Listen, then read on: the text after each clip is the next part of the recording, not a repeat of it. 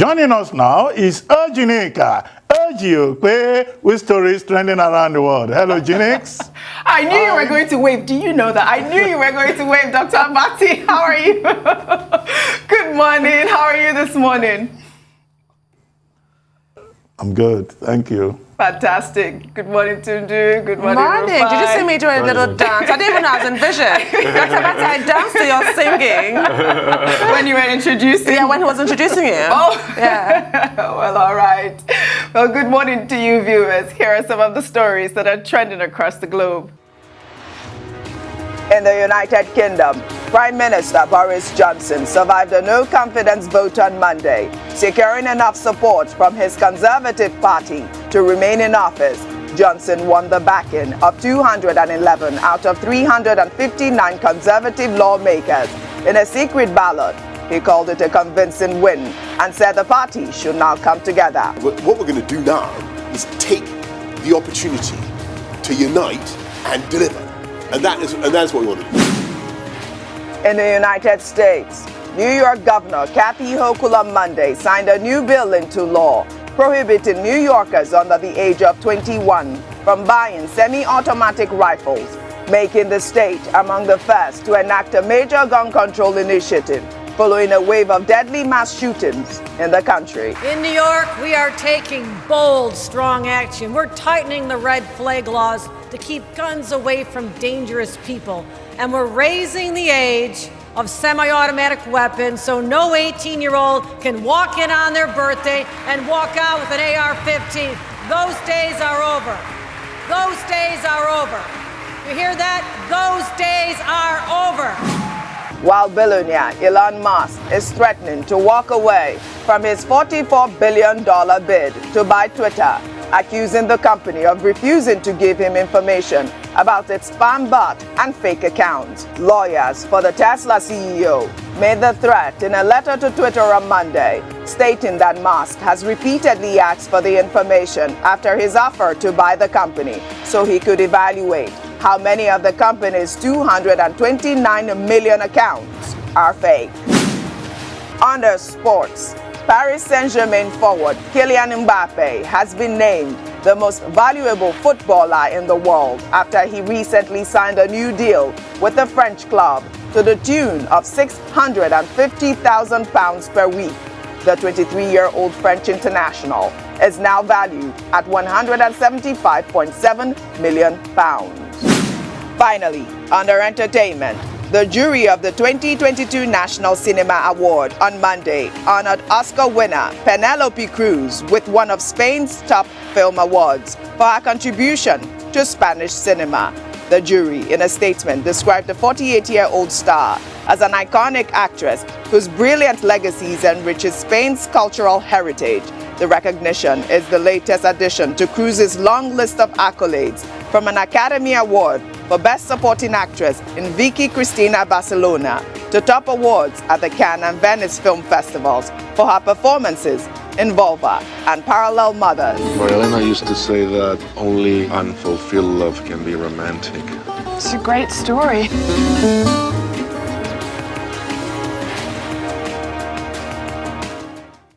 Well, let's begin what's trending. The presidency on Monday reacted to remarks made by presidential hopeful on the platform of the All Progressives Congress, Asiwaju Bola Ahmed Tinubu, who last week said that Buhari will not have become president without him. In a statement, Senior Special Assistant to President Muhammadu Buhari, Garba Shehu, said no single individual can claim to have been responsible for Buhari becoming president, and that millions of Nigerians elected the president into office in 2015.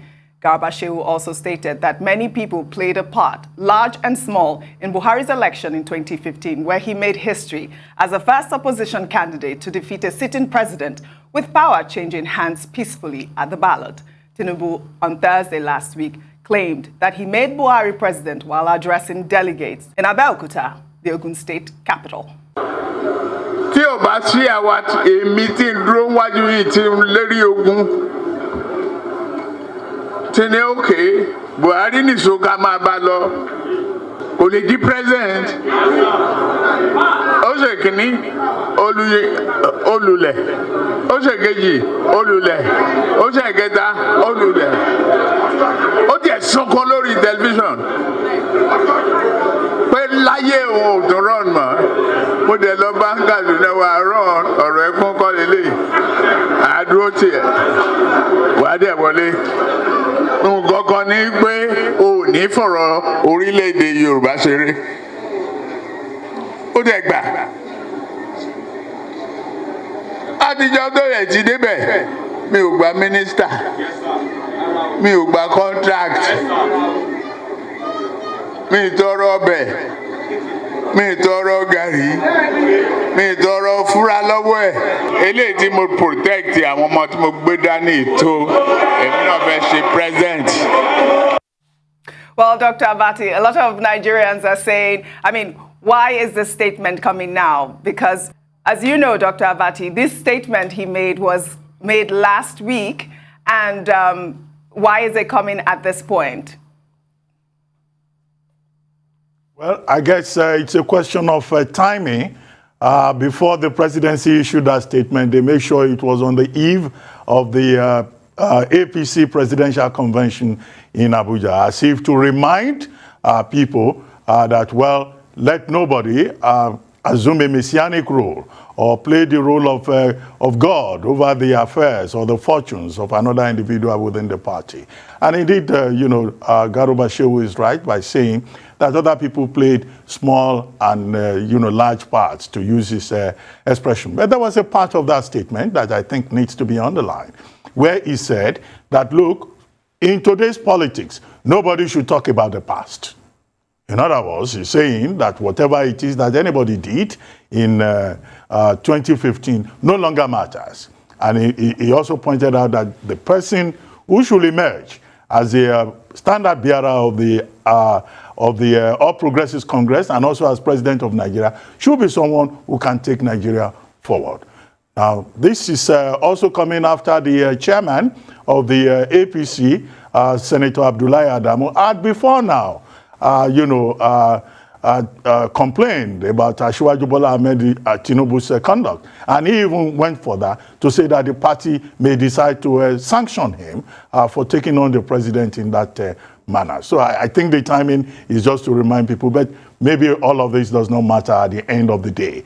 What matters in politics is your strategy. And maybe perhaps Asiwaju Bola Ahmed Tinubu will have a strong strategy. And if he does not, then maybe perhaps Ushokomole, former Governor Peter Ayodele Fayoshi of Ekiti State may well be proven right, because he said that he believes that Asiwaju Bola Ahmed Tinubu should proceed with extreme caution so that he's not treated as politicians in the past and the Nigerian state in the past treated Chief Obafemi Awolowo and Bashorun M.K. Abiola, both now of blessed memory. Right, very well said. Tundu Abiola, over to you. I mean, Asiwaju sort of retracted his statement, right? He said, he clarified, saying that he was quoted out of context, the fact that all of this information was already in the public domain. Do you think that the presidency should have responded to his?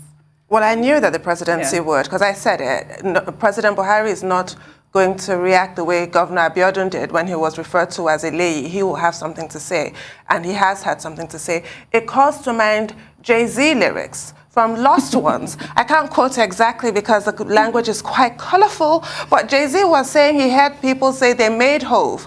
And it made Hove say, okay, make another one.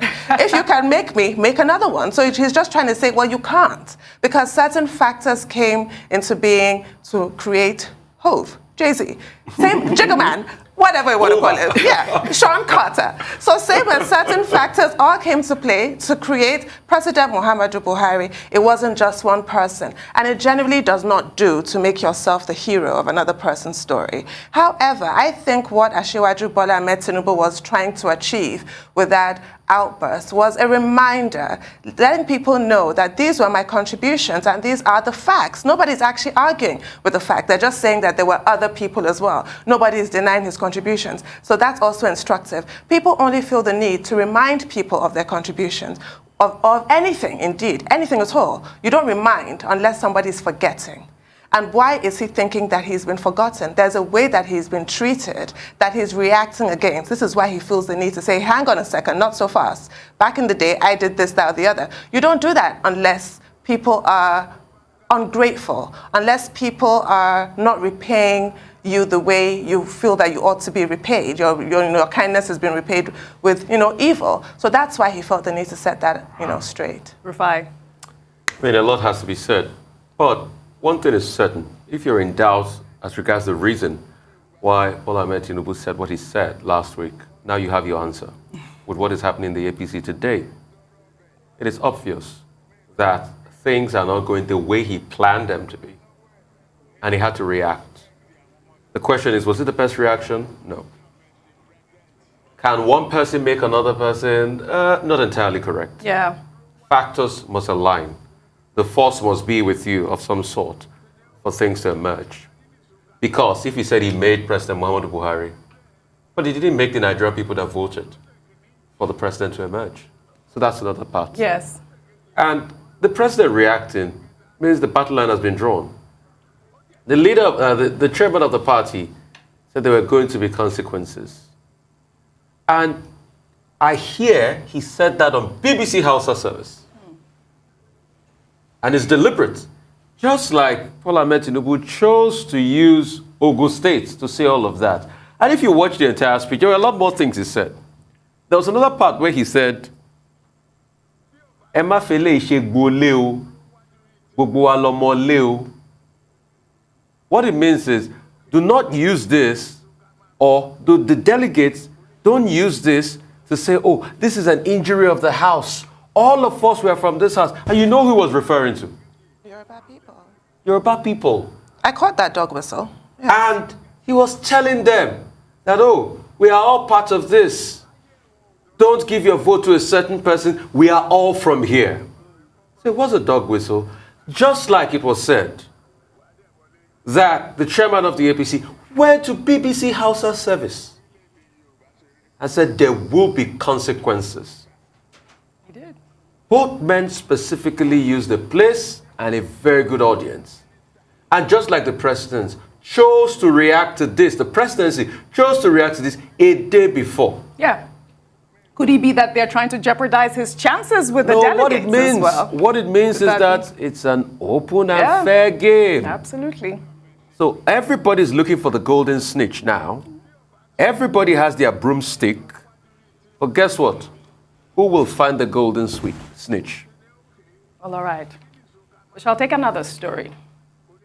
The governor of Kogi State, Yahaya, Bello, on Monday rejected the decision by some APC governors to zone the All Progressives Congress presidential ticket to the south. The governor was seen in a video storming out of the building where the northern APC governors met with President Muhammadu Buhari to inform him of their decision to zone the ticket to the south. Kaduna State Governor Nasser El-Rufai, reacting to Bello's absence from the meeting, said the Kogi State Governor was against his colleague's decision on zoning the presidential ticket to the south. The governor of Kogi State chose to excuse himself from meeting with Mr. President because he believes that he does not agree with our position. There are 14 APC governors out of the 19 northern states. 13 of us are on one page on this subject and we all came to see the president. But the governor of Kogi State excused himself, and it is within his democratic rights to excuse himself. But 12 out of 14 is a supermajority. 13 out of 14 is an even bigger supermajority. Well, Dr. Abati, your analysis on the story as we wrap up the show really quickly. Well, I'll be very brief. I mean, the governor of Kogi State, Yahaya Bello, he has every right to make his own choice. And he says he does not support the idea of zoning the presidency to the south. And it was the reason why he didn't join the other APC northern governors to go and see the president yesterday. That's perfectly his choice. He will be one of the aspirants on the ballot today, and it's for the delegates to decide one way or the other. And that was the point Governor Nasir El-Rufai was also making, that it doesn't matter. Out of 14 governors, if 13 have taken a certain position, where Yahaya Bello will be, at best, in terms of this zoning principle, a minority.